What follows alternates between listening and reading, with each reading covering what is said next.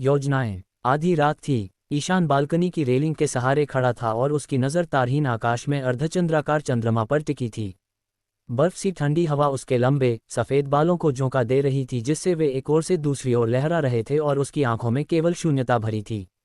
उसका दिमाग उस औरत के ख्यालों से भरा था जो इस समय उसके बिस्तर पर सो रही थी। ये कुछ ऐसा था जिसकी उसने उम्मीद नहीं की थी, कुछ ऐसा जो उसे पसंद नहीं था।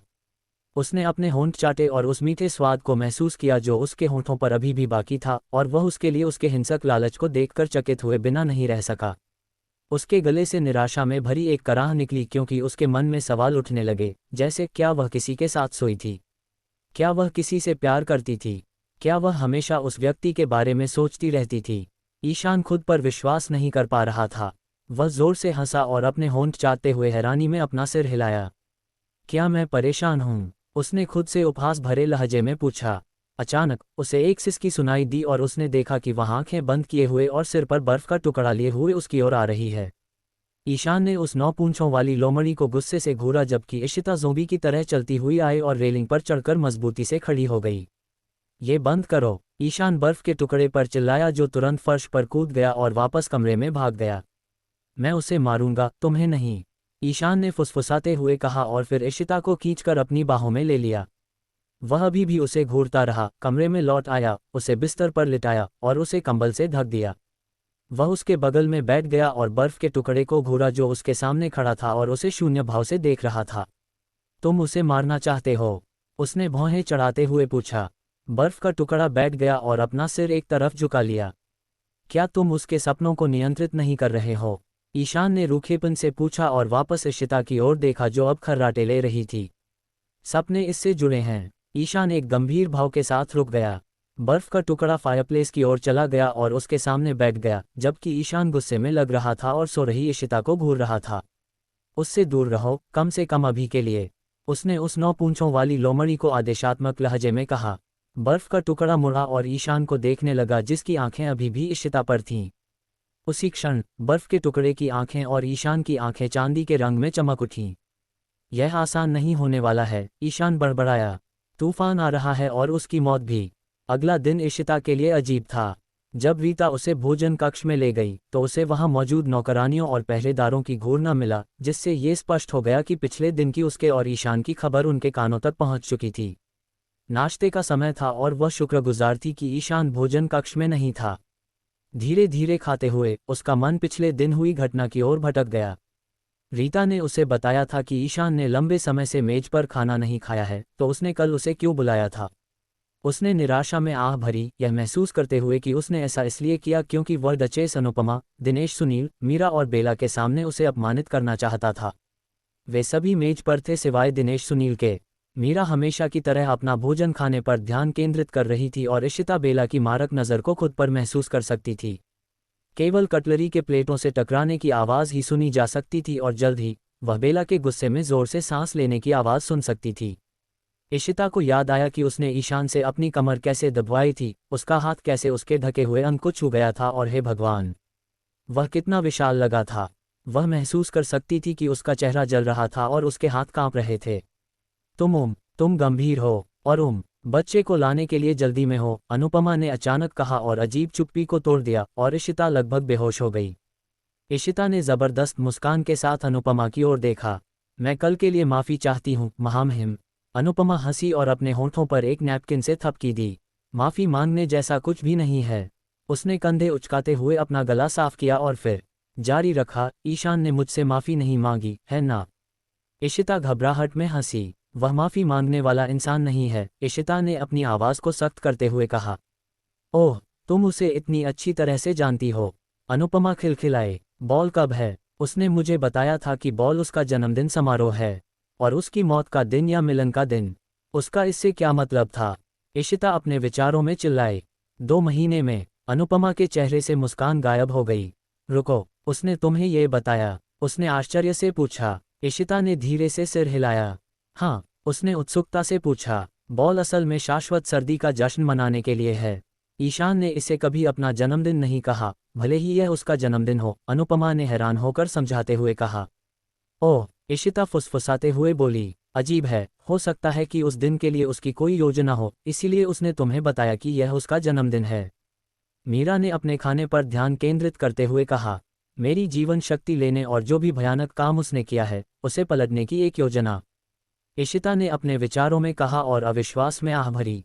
ईशान जन्मदिन शब्द से नफरत करता है और उत्सव के दौरान वह कभी खुद को नहीं दिखाता, इसके बजाय पिता या एश्टन सब कुछ संभालते हैं। मीरा ने आगे कहा, एश्टन। इशिता ने कभी एश्टन नाम के किसी व्यक्ति के बारे में नहीं सुना था। ओह, अनुपमा खिलखिलाई, तुम उसे जल्दी या बाद में जान जाओगी। इशिता ने सिर हिलाया। वह उत्सुक थी कि ईशान का जन्मदिन उसके जीवन का सबसे बुरा दिन क्यों था और उसने ऐसा क्या भयानक काम किया था जिसके कारण उसे उसके फायर कोर की जरूरत पड़ी, लेकिन वह पूछताछ नहीं करना चाहती थी।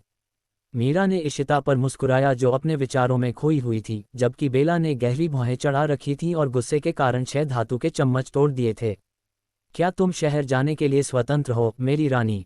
मीरा ने इशिता से पूछा, जिसने अपने विचारों से बाहर आते हुए अपनी आंखें चौड़ी कर लीं।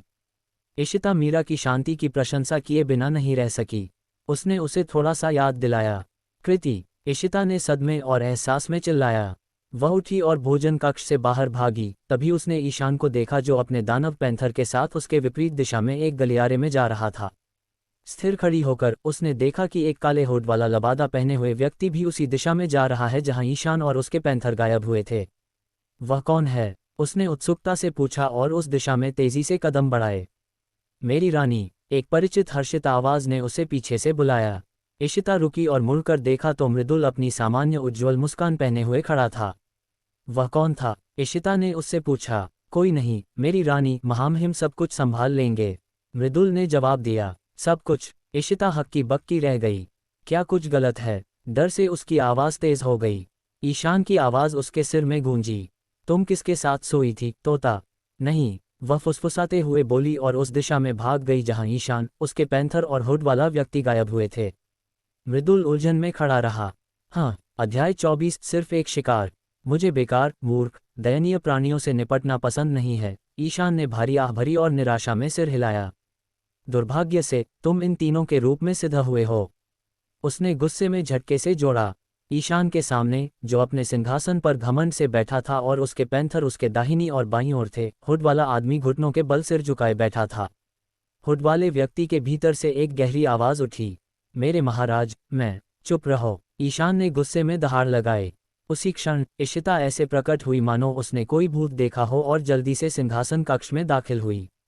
उसकी चौड़ी आंखें हुड वाले व्यक्ति पर टिकी थीं और ईशान ने उसकी ओर देखते हुए अपनी आंखें सिकोड़ लीं। तुम यहाँ क्या कर रही हो? उसने पूरी नाराजगी से उससे सवाल किया। वह कौन है? इशिता ने तुरंत सवाल किया। ईशान की भौहें आश्चर्य में ऊपर उठीं। तुम उसे जानती हो? उसने पूछा। इशिता धीरे धीरे हुड वाले व्यक्ति के पास पहुंची और हुड उतारने के लिए अपना हाथ बढ़ाया।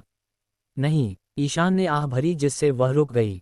वह उसकी आंखों में डर और आतंक को अनदेखा नहीं कर सका।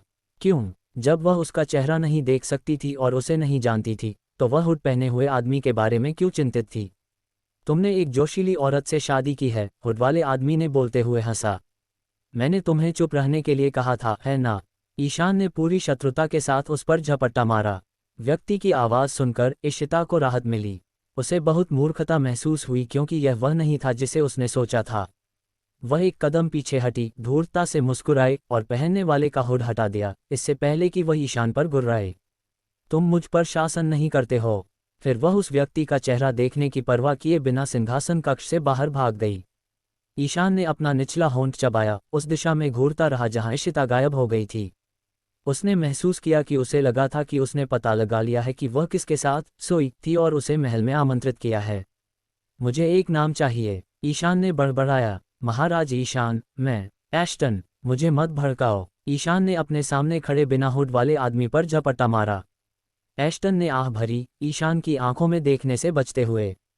वह एक सुंदर आदमी था जिसकी त्वचा भूरी, काले बाल और भेदी भूरी आंखें थीं। तुम एक कमीने दानव हो, एक गूंगे। ईशान अपने सिंहासन से खड़ा हुआ और एश्टन पर दहाड़ लगाई, जिसने अपना सिर जमीन पर झुका लिया और आंखें बंद कर लीं। ये तर्क नहीं दिया कि ईशान सही था। मुझे माफ करना, ये फिर कभी नहीं होगा। एश्टन ने गहरी सांस लेते हुए फुसफुसाया। वापस जाओ, फ्यूरीबंड, वापस जाओ। ईशान की आंखें चांदी के सरीसृप के रूप में बदल गईं। वरना रानी और नरेश तुम्हारा ध्यान रखेंगे। उसने एक घातक फुफकार के साथ जोड़ा। फ्यूरिबन राक्षसों का महान राष्ट्र था। एश्टन ने निगल लिया और अपना सिर उठाने के लिए पर्याप्त आत्मविश्वास जुटाया। ईशान की आंखें दुख और रोष से भरी थीं। नहीं, तुम शक्तिशाली हो सकते हो और सब कुछ, आदमखोर संरक्षक हो सकते हो, लेकिन तुम अपनी तरह के आखिरी हो। तुमने मुझे बचाया और मैं अपने आखिरी दिन तक तुम्हारी सेवा करूंगा, यहाँ तक कि नरक में भी। एश्टन ने ईमानदारी से बात की। ईशान की नज़र नर्म हो गई। अगर मैं अपनी काली स्थिति में होता तो मैंने तुम्हें नहीं बख्शा होता, वह बड़बड़ाया। एश्टन खुशी से मुस्कुराया। इसीलिए मैं तुम्हें अब बता रहा हूँ। वह उत्साह से हंसा। ईशान की नज़र फिर से तेज हो गई, जिससे एश्टन चुप हो गया।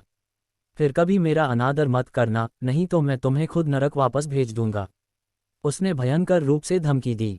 एश्टन ने कड़ी मेहनत से निगल लिया और लगभग अपनी सांस पर घुट गया। इस बीच इशिता ने पूरी तरह से सिंहासन कक्ष नहीं छोड़ा था और ईशान और एश्टन की बातचीत को सुन रही थी। उसने सोचा कि एश्टन ने ऐसा क्या किया था जिससे ईशान इतना क्रोधित हो गया था। एश्टन एक दानव था, एक दानव जो एक ड्रैगन के प्रति अत्यधिक वफादार था। ईशान ने उसकी जान बचाई थी। इशिता के दिमाग में बहुत सारे सवाल थे, इसलिए वह कृति के बारे में भूल गई और अपने दिमाग को सवाल पूछने से रोकने के लिए अपने कमरे में वापस चली गई। वह फायरप्लेस के पास पहुंची, जिसमें कम लपटें थीं, और उस पर आग की एक छोटी सी लपट मारी, जिससे लपटें बढ़ गईं। वह पढ़ता है, उसने बड़ी किताबों की अलमारियों को घूरते हुए पूछा। दिलचस्प, उसने जोड़ा और अलमारियों की ओर चली गई और पहली किताब उठाई जो उसे दिखाई दी। कठिन कवर पर अपनी उंगलियां फेरते हुए उसने किताब का शीर्षक फुसफुसाया, तन्हा सितारा। उसकी आंखें उत्सुकता से चौड़ी हो गईं।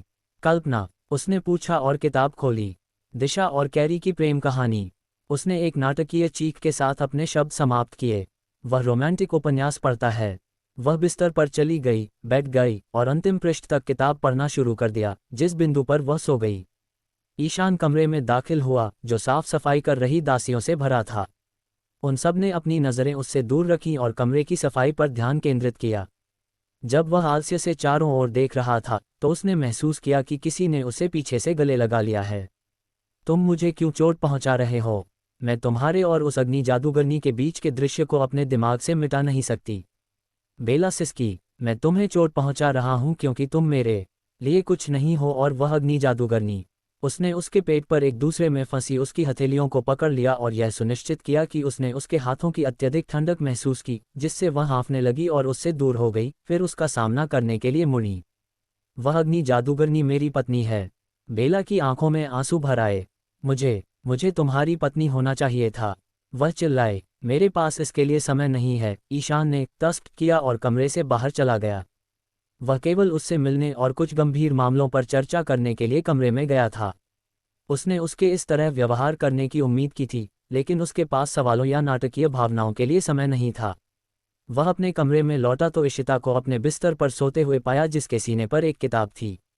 तन्हा सितारा शब्द उसके गले से एक फीकी फुसफुसाहट के रूप में निकले। वह बिस्तर की ओर चला और किताब ली, फिर इशिता के बगल में बैठ गया। तुम बहुत सोती हो, तोता, करने के लिए कुछ नहीं है ना? उसने किताब के कठिन कवर पर अपनी उंगलियां सहलाते हुए पूछा। तुम मेरी पत्नी हो, लेकिन तुम एक शिकार से कम नहीं हो। अध्याय 25 मुझसे भीख मांगो। अगला दिन इशिता के लिए अच्छी तरह से शुरू हुआ और उसे राहत मिली कि वह कुछ कर रही थी, बजाय इसके कि ईशान द्वारा बेहोश कर दिया जाए और कमरे में ही पड़ी रहे। वह अनुपमा और मीरा के साथ नाश्ता कर रही थी और सोच रही थी कि बेला और उसके पिता ड्यूक सुनील कहाँ चले गए थे। नाश्ता पहले की तरह शांत नहीं था और पिछले दिनों की घटनाओं से उसके विचार घिरे होने के बावजूद भी उसे बोलने की ज़रूरत महसूस हुई। तुम पिछली बार अचानक भाग गई थीं। अगर तुम आज मेरे साथ शहर चलो तो मुझे खुशी होगी। मीरा ने विनम्रता से बात की और इशिता ने विनम्र मुस्कान वापस दी। स्वाभाविक रूप से, मैं चलूंगी। मैं कल जो हुआ उसके लिए माफ़ी चाहती हूँ। इशिता के शब्दों के बीच एक गहरी आह थी। तुमने कृति का जिक्र किया था, वह वास्तव में कौन है? मीरा ने हिचकिचाते हुए पूछा। आश्चर्य से इशिता की आंखें चौड़ी हो गईं। मैं उसे क्यों भूलती जा रही हूँ? इशिता ने निराशा में कराह उठी। मीरा की आंखें रुचि से सिकुड़ गईं। क्या वह जल जादूगरनी थी? उसने पूछा। इशिता खड़ी हुई और सिर हिलाया।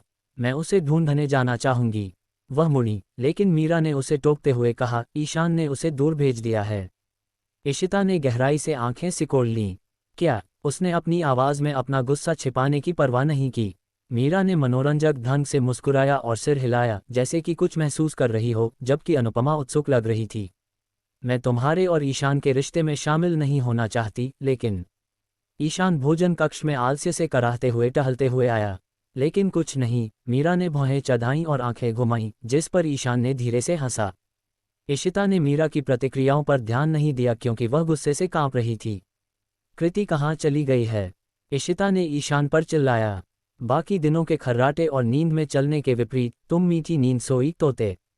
ईशान ने धीरे से जवाब दिया, पूरी तरह से उसकी टिप्पणियों को नज़रअंदाज करते हुए। फिर उसके पीछे से उसकी कुर्सी खींची और उस पर बैठ गया, एक पैर दूसरे के ऊपर रखा। कृति कहाँ चली गई है? इशिता ने इस बार उत्तेजित होकर फिर से पूछा।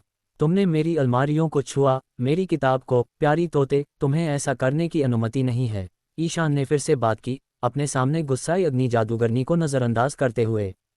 कृति कहाँ है? ईशान ड्रेगोस। इशिता ने अपने दांत भींचते हुए पूछा। उसके होंठों पर एक मुस्कान खींच गई और उसकी आंखें उसकी ओर मुड़ गईं। तुमने कान लगाकर सुना? वह रुका, फुफकारते हुए और सावधानी से अपना माथा पोंछते हुए। इशिता का माथा सिकुड़ना बंद हो गया। उसे कैसे पता चला कि मैं कान लगाकर सुन रही थी? उसने आश्चर्य में अपने विचारों से पूछा। तुम जल्दी से अंदर भागी क्योंकि तुम्हें लगा कि वह मेरे पास था? ईशान ने मनोरंजक चेहरे के साथ पूछा। उसकी बर्फीली नीली आंखों में घातक चमक छिपी नहीं रह सकी। वह अब गुस्से में नहीं थी, बल्कि स्तब्ध थी, जिसने ईशान को गर्व महसूस कराया। वह नहीं चाहता था कि जल जादूगरनी कोई समस्या पैदा करे। अनुपमा और मीरा इस जोड़े को ऐसे देख रहे थे जैसे वे कोई नाटक देख रहे हों। उन्होंने चुपचाप प्रार्थना की कि ईशान और इशिता पिछली बार की तरह उनके सामने चुंबन और एक दूसरे को छूना शुरू न कर दें। तुम दोनों को चले जाना चाहिए। ईशान ने अनुपमा और मीरा से कुछ बुदबुदाया। मुझे लगता है कि हम शहर नहीं जा रहे हैं। फिर से मीरा ने अपने पैरों पर खड़ी होते हुए शिकायत की। अनुपमा, जो शांत थीं, भोजन कक्ष से सबसे पहले चली गईं। उसके बाद मीरा, जिसके चेहरे पर हल्की सी नाराजगी थी जिसे केवल ईशान ही देख सकता था। क्या तुमने उसे मार डाला? इशिता ने कृति के विषय पर लौटते हुए पूछा। तुम किसके साथ सोई थी? ईशान ने कठोरता से सवाल किया। अभी बंद करो, इशिता ने गुस्से में चिल्लाया। इसे अपने दिमाग में अंकित कर लो। मैंने तुमसे तुम्हारी पत्नी बनने के लिए शादी नहीं की है। मैंने तुमसे तुम्हें मारने के लिए शादी की है, इसलिए तुम्हें मेरे यौन जीवन पर सवाल उठाने का कोई अधिकार नहीं है। उसका दिल नफरत से भर गया था। ओह! ईशान की आवाज़ देर तक रही, मनोरंजक। मुझे पता है कि तुमने मुझसे मुझे मारने के लिए शादी की है। वह अपने पैरों पर खड़ा हुआ, उसकी ओर एक लंबा कदम बढ़ाया और उसकी बाँह पकड़ ली। मैंने तुमसे तुम्हें मारने के लिए शादी की है, प्यारी तोते, लेकिन तब तक तुम मेरी हो। उसने फुफकारा और उसे करीब खींच लिया, अपनी बाँह उसकी कमर के चारों ओर लपेट दी। नष्ट करने के लिए मेरी। वह गहराई से हंसा, उसकी चांदी की आंखें चमक उठी क्योंकि वह इशिता की गुस्से भरी नज़र में गहराई से घूर रहा था।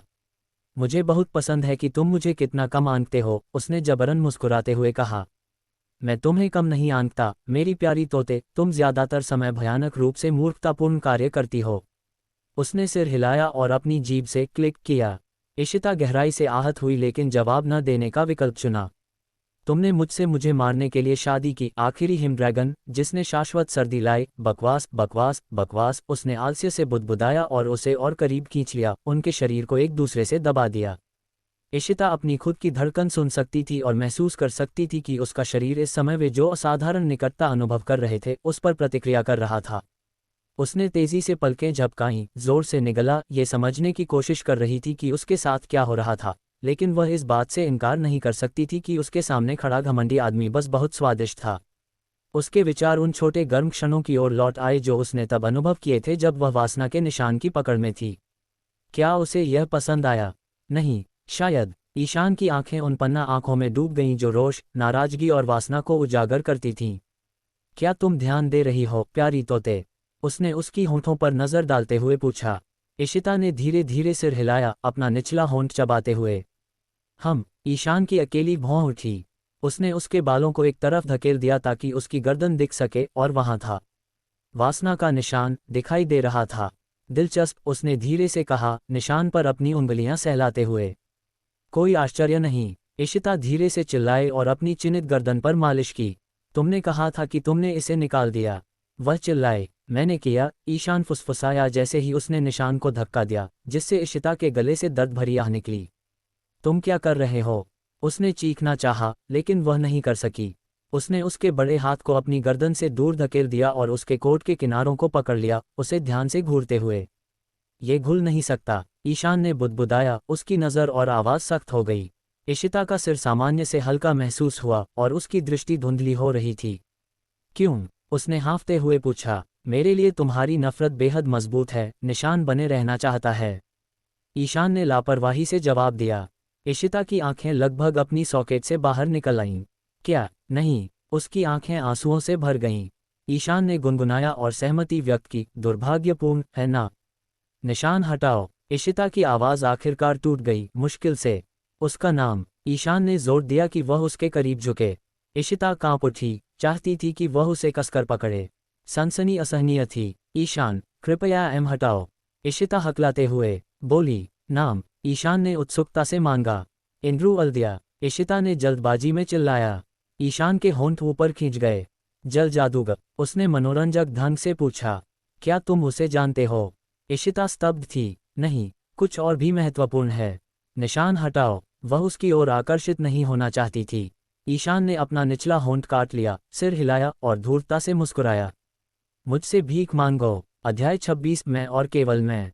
कभी नहीं। इशिता जोर से हंसी। ईशान हंसा और उसकी चिन्हित गर्दन पर सहलाते हुए कहा, बहुत बुरा। तुम्हें मुझसे भीख मांगना बहुत सेक्सी होगा। उसने अपनी जीभ से क्लिक किया और उसने उसका हाथ हटा दिया। ईशान, उसने घबराकर पुकारा। नफरत वासना में बदल जाती है। मैंने निशान को गायब कर दिया था, लेकिन जब तुम्हारी नफरत बढ़ी तो निशान फिर से दिखाई दिया, इसलिए मैं इसे दूर करने में शक्तिहीन हूं और अब तुम्हें निशान के साथ जीना होगा। ईशान ने बेपरवाही से कहा। इशिता अविश्वास में जम गई। ईशान हंसा और कहा, बहुत बुरा, इससे पहले कि वह उसे छोड़ देता और अपनी बाहों में ले लेता। इशिता ने विरोध नहीं किया क्योंकि ऐसा करना व्यर्थ था, खासकर ये देखते हुए कि वह उसके प्रति कितनी दृढ़ता से आकर्षित महसूस कर रही थी। जब तक वे उसके कक्ष तक नहीं पहुंचे, उसने अपनी बाहों को उसकी गर्दन के चारों ओर धीरे से लपेट लिया और अपनी आंखें बंद कर लीं। ईशान ने उसे धीरे से बिस्तर पर बिठाया, फिर उसके बगल में बैठ गया और उसे ऐसे देखने लगा जैसे वह उसकी आत्मा की गहराई को खोज रहा हो। जब उसने अपनी आंखें खोलीं, तो उसने मुंह सिकोड़ लिया। क्या तुम उसके साथ सोई थी? ईशान ने बेशर्मी से पूछताछ की। उसके बारे में बात करना बंद करो। इशिता ने शर्मिंदगी में चिल्लाया। मुझे जवाब दो, ईशान ने गुस्से में कहा। इशिता ने उसे जोर से घूरा और सख्ती से जवाब दिया, नहीं। लेकिन उसने तुम्हें छुआ, ईशान ने इस बार शांति से पूछा। ईशान ड्रेगोस, कुछ ऐसा हो रहा है जो इससे कहीं ज्यादा महत्वपूर्ण है। इशिता को समझ नहीं आया कि वह कौन उसके साथ सोया, किसने उसे छुआ, इसमें इतनी दिलचस्पी क्यों ले रहा था। वह बहुत परेशान करने वाला था। निश्चित रूप से, लेकिन वासना के निशान से नहीं, क्योंकि इसका इलाज है और तुम्हें बस सोचने की ज़रूरत है, अगर तुम्हारे पास ऐसा करने के लिए दिमाग है तो। ईशान ने ताना मारा। इशिता की आंखें गुस्से से भड़क उठीं। वह उसे राख में जलाना चाहती थी, लेकिन वह अविश्वसनीय रूप से कमज़ोर थी और इसके लिए वासना का निशान जिम्मेदार था। उसे पीला और सांस फूलते हुए देखकर ईशान ने सांस ली, नाराजगी। वह रुका और उसे बिस्तर पर लेटने का संकेत देने के लिए उसके माथे से धक्का दिया। नाराजगी बहुत ऊर्जा लेती है, प्यारी तोते, उसने आह भरी। इसलिए मैं कमज़ोर हूँ, इशिता बुदबुदाई। ईशान ने जवाब में सिर हिलाया। तुम इसमें बहुत खराब हो।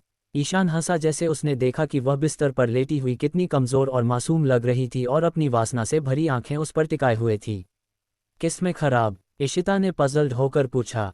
ईशान मुस्कुराया, एक मुस्कान जिसने पूरी तरह से उसके डिंपल को बाहर ला दिया। इशिता उसकी प्यारी मुस्कान के कारण उसकी प्रशंसा किए बिना नहीं रह सकी, लेकिन उसके अगले शब्द थे, बेहद गूंगी तोते। इशिता ने मुंह सिकोड़ा और कराह उठी क्योंकि उसके प्रति आकर्षित होने की भावना बढ़ती गई। तुमने मुझसे मुझे मारने के लिए शादी की, लेकिन मैं अभी तक मरा नहीं हूं और तुम तथाकथित शक्तिशाली अग्नि जादूगरनी हो। ईशान ने ताना मारा। मुझे कोई यह नहीं कहता, इशिता ने तस्त किया। ओह, तुम मानती हो कि तुम शक्तिशाली नहीं हो? ईशान हंसा, जिससे इशिता और भी गहरी भौहें चढ़ाने लगी। तुम किस बारे में बात कर रहे हो? इशिता ने अधीरता से सवाल किया। जल्दी में है हम, है ना? ईशान ने पूछा, खड़ा हुआ और उसके ऊपर झुक गया। उसका चेहरा उसके करीब था, उसकी सांस उसके चेहरे पर पड़ रही थी। अगर तुम मुझे मारना चाहती हो तो इसे ठीक से करो, उसने खुलासा किया। इशिता की आंखें चौड़ी हो गईं। उनकी निकटता के कारण उसका दिमाग खाली हो गया, उसका दिल जोर से धड़क रहा था। क्या? इशिता भ्रमित थी। ईशान ने गूंगी तोते पर सिर हिलाया। मुझे कोई समस्या नहीं है, मेरे पास तुम्हें मारने के लिए एक चयनित समय है जो 2 महीने में है, और यह मत सोचना कि मैं अपने शब्दों पर कायम नहीं रहूंगा जब मैं कहता हूं कि तुम मेरे बच्चे को जन्म दोगी। जब तुम मुझे 2 महीने में मार दोगे तो मैं तुम्हारे बच्चे को कैसे जन्म दे सकती हूँ? इशिता ने मजाक उड़ाया। समय बदल सकता है, ईशान ने फुफकारा। इशिता को उसके इस बयान का मतलब समझ नहीं आया। ईशान ने निराशा में सिर हिलाया। कमजोर, दयनीय, धीमी, गंदी मुंह वाली, फिर भी तुम दिलचस्प हो। उसने फुसफुसाया और अपना सिर एक तरफ झुका लिया। तुम एक जाल में फंस गई हो और वह जाल मैं और मेरी दुनिया है। उसने जारी रखा। क्या? इशिता ने उत्सुकता से पूछा। मैंने तुमसे कहा था कि मुझे खुद को दोहराना पसंद नहीं है, लेकिन केवल इस बार के लिए। ईशान ने बड़बड़ाया। तुमने मुझसे मुझे मारने के लिए शादी की, आखिरी हिम ड्रैगन जिसने शाश्वत सर्दी लाई। बकवास बकवास बकवास, उसने आलस्य से कराह उठी, जिसने इशिता को पूरी तरह से आश्चर्य में डाल दिया क्योंकि उसने ठीक वही स्वर इस्तेमाल किया जो उसने पहले इस्तेमाल किया था। ये कहाँ जा रहा है? इशिता ने उत्सुकता से पूछा। सबसे पहले, मैंने कभी तुम्हारे राज्य पर हमला नहीं किया। दूसरे, तुम बस प्रवीण के लिए एक प्यादा हो और यह बहुत दुखद है। तीसरे, तुम एक बाधा हो जिसे वे सब दूर करना चाहते हैं। इशिता तेजी से पलकें झपका रही थी, अपराधबोध महसूस करना चाहती थी, लेकिन वासना केवल बढ़ी। मैंने ये शुरू किया है और मैं इसे खत्म करना चाहूंगी, चाहे मैं प्यादा हूं या नहीं। इशिता ने आत्मविश्वास से आवाज दी। ईशान ने एक खतरनाक हंसी छोड़ी जिससे उसकी रीढ़ की हड्डी में झुंझुनी हुई, और क्योंकि यह इतनी मोहक थी उसे उससे कामुकता महसूस हुई। उसने अपनी हंसी रोकी और उसे घूरा जैसे ही उसकी आंखें उनके चांदी के सरीसृप के रूप में बदल गईं। मुझे मारो, शाश्वत सर्दी से छुटकारा पाओ, फिरियन ड्रैगन तुम्हारे राज्य को छोड़ देंगे और तुम्हारा राज्य सुरक्षित रहेगा। वह फिर से हंसा और जोड़ा, ये तुम्हारी मानसिकता है और यह भयानक रूप से दयनीय है। उसके शब्दों ने इशिता को एहसास कराया कि उसने एक पूरी नई दुनिया में प्रवेश किया था जो उसके उज्ज्वल और प्यार से भरे घर से बहुत अलग थी। ईशान ड्रेगोस, मुझे कम मत समझना। इशिता ने चाहत की सिसकी के साथ बुदबुदाया। तुम मुझसे बहस करने के लिए बहुत कमजोर हो। ईशान ने ताना मारा। मुझे तब तक चूमो जब तक मैं सो न जाऊं। इशिता ने बेशर्मी से उससे कहा। ईशान ने अपनी नाक उसकी नाक से रगड़ी। तुम मेरा बहुत समय ले रही हो, प्यारी तोते, क्या तुम जानती हो क्यों? उसने फुसफुसाया और उसके होंठों को चूम लिया। इशिता कराह उठी और अपनी बाहों को उसकी गर्दन के चारों ओर लपेट लिया। तुम मेरी शिकार हो, मेरी पत्नी, तुम मेरी हो और मैं चाहता हूं कि तुम्हारा सिर मुझसे और केवल मुझसे भरा रहे। उसने अपने होंठ उसके होंठों पर पटक दिए और उसके निचले होंठ को धीरे धीरे चूस लिया। असंभव, इशिता ने कराह के साथ बुदबुदाया। जब मैं तुम्हारे जीवन में हूं तो कुछ भी असंभव नहीं है, प्यारी तोते। उसने अपने होंठ उसके होंठों के खिलाफ पटक दिए और वह अलग हो गई, जिससे उसकी जीभ उसके मुंह में प्रवेश कर गई। उसने महसूस किया कि उसके स्तन सूज गए और उसके पैरों के बीच नमी आ गई क्योंकि उसने उसे एक तीव्र चुंबन दिया जिसने उसे हवा के लिए हाँफने पर मजबूर कर दिया। और नहीं, इशिता की आवाज़ कांप उठी, लेकिन उसका शरीर उसके स्वरों पर नाच रहा था। जब उसने चीखने की कोशिश की तो उसने चुंबन तोड़ दिया। बर्फीली नीली, वासना से भरी आंखों से उसे घूर रहा था। उसने उसकी ठोड़ी को चूमा और फुसफुसाया, मेरे बारे में सपने देखो, मैं और केवल मैं।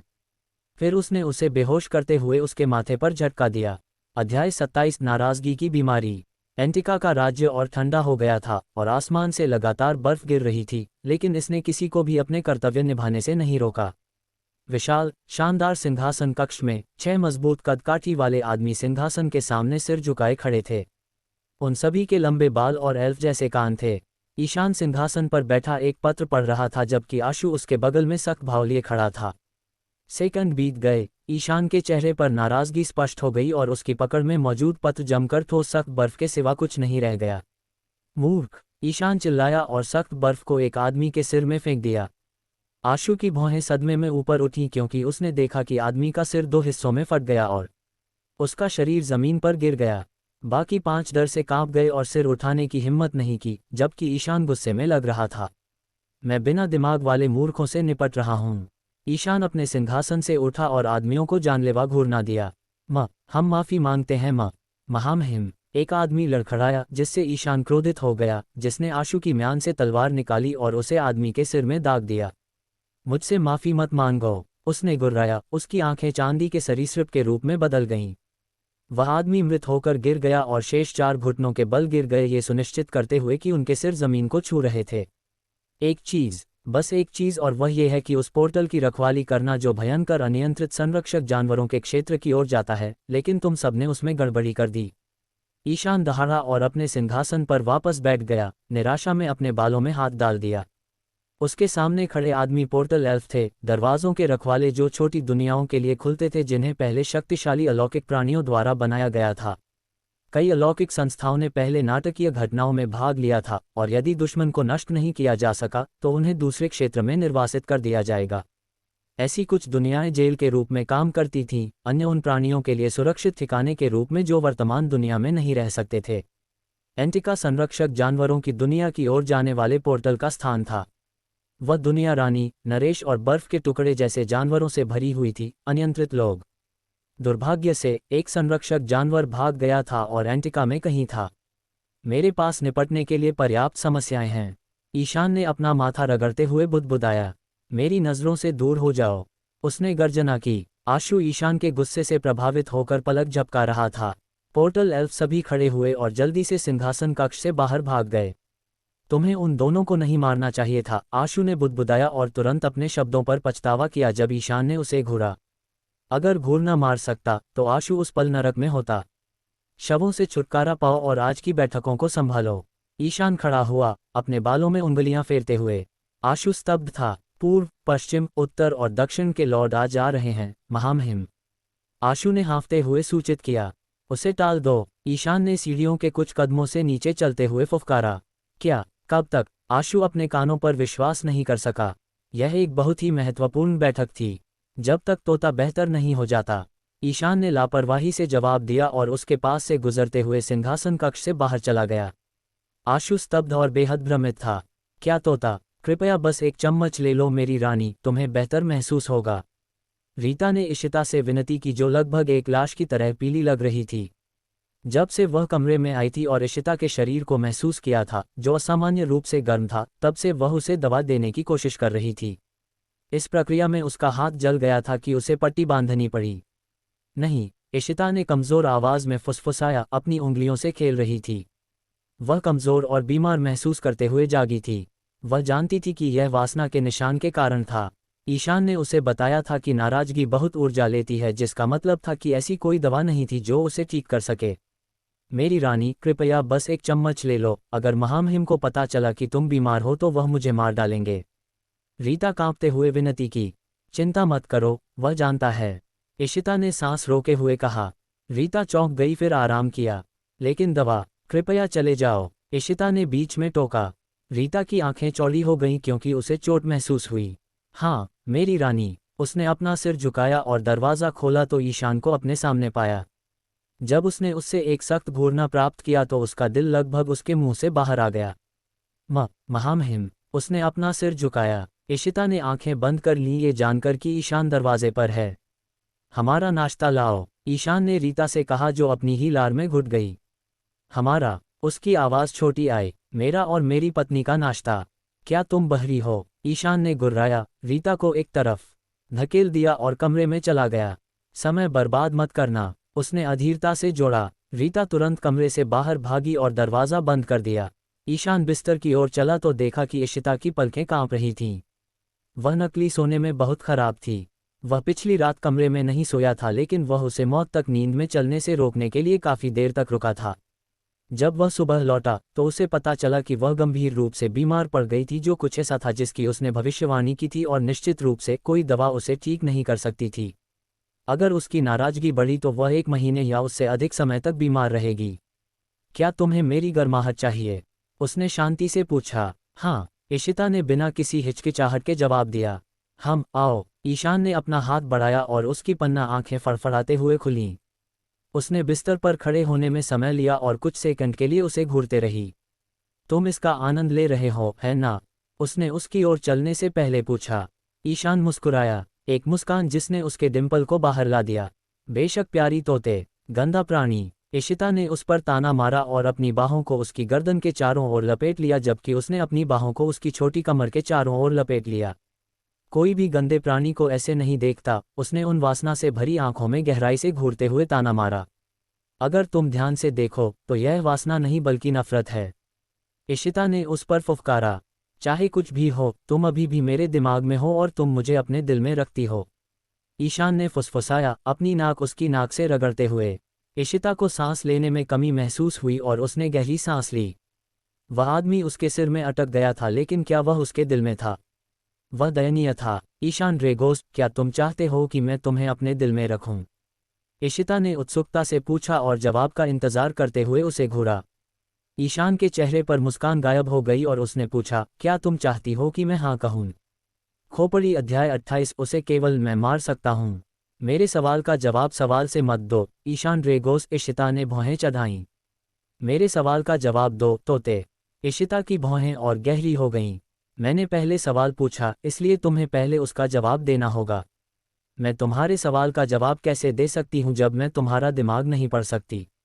साथ ही यह बस एक साधारण हाँ है या? ईशान ने एक गहरे चुंबन के साथ इशिता की बकवास को बाधित किया। वह उसके बड़बड़ाते होंठों को हिलते हुए देख रहा था, वे कितनी तेजी से अलग होते और बंद होते थे। उसने भी उसे चूमा, क्योंकि उसे भी उसके होंठों की लालसा थी, और वह सिसकी जब उसने उसके होंठों को चूसा और काटा। ईशान। उसने उसके बाल पकड़ लिए जब उसने उसके होंठों को और जोर से काटा। उसका काटना उसके शरीर को जितना गर्म था उससे भी ज्यादा गर्म बना रहा था। उसका स्तन सूज रहा था और उसके पैरों के बीच की नमी असहनीय थी। वह उसे एक पीड़ित की तरह महसूस करा रहा था, जो वह नहीं थी। ईशान ने अपनी आंखें खोलीं, जो उनके सरीसृप जैसी आंखों में बदल गई थीं। वह उसके बालों को ऐसे खींच रही थी जैसे वह उन्हें बाहर निकालना चाहती हो, जबकि वह उसके होंठों को उसके फायर कोर की ऊर्जा महसूस करने के लिए काट रहा था। क्या उसे दर्द महसूस हो रहा था?